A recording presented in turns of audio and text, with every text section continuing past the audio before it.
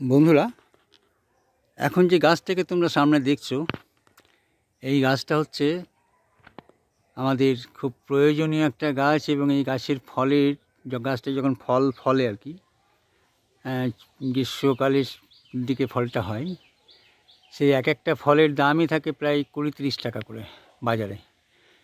এটার নাম হচ্ছে গাছটার কয়েদ বেলের গাছ এটা। তো এটা এখন অধিকাংশ জায়গায় আমরা দেখতে পাওয়া যায় না এই গাছটা। তো দেখছি আমাদের পুকুরের পাহাড়ে এই গাছটা হয়েছে এবং লাগানো হয়েছে।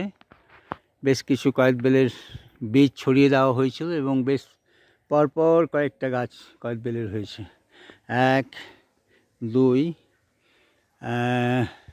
3 4 5 6 7 8 9 10-12টার মতন গাছ কয়েদ বেলের হয়েছে। এবং হয়তো এটা আমাদের একটা মানে এই প্রজন্মের একটা স্মৃতি নিয়ে আসছে আর কি।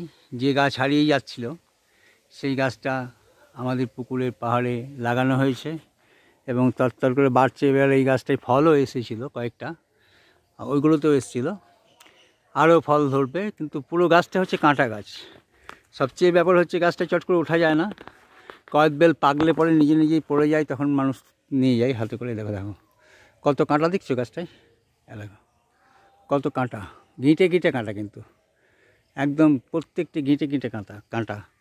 দেখো, দেখতে পাচ্ছ? দেখো কাঁটা, দেখো কীরকম ধারালো কাঁটা, একদম প্রত্যেকটি গিঁটে। এই যে এই যে কাঁটা, দেখো, এই যে দেখাচ্ছি আঙুলে করে। দেখো, দেখতে পাচ্ছ? কীরকম কাঁটা, প্রচণ্ড সুচালো।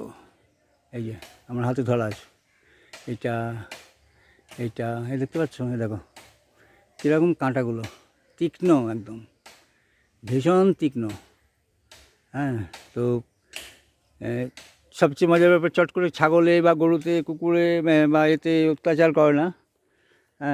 ছাগল গরু এগুলো খায় না, যার ফলে গাছগুলো বেড়ে যায় সহজেই।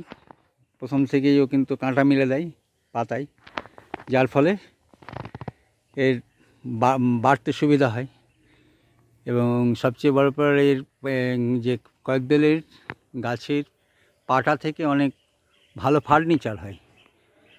তো আর কয়েদ বেলগুলো যখন হয় পাকে, যখন দুর্দান্ত সুগন্ধ, এবং আচার করে খায়। কয়েদ বেলের আচার পাওয়া যায়। কয়েদ বেল এমনি খেতেও খুব সুন্দর লাগে, একটু লবণ দিয়ে, লবণ লঙ্কা সমস্ত দিয়ে। তো আমরা সেটা হারিয়ে ফেলছি গ্রাম বাংলার যে গাছগুলো।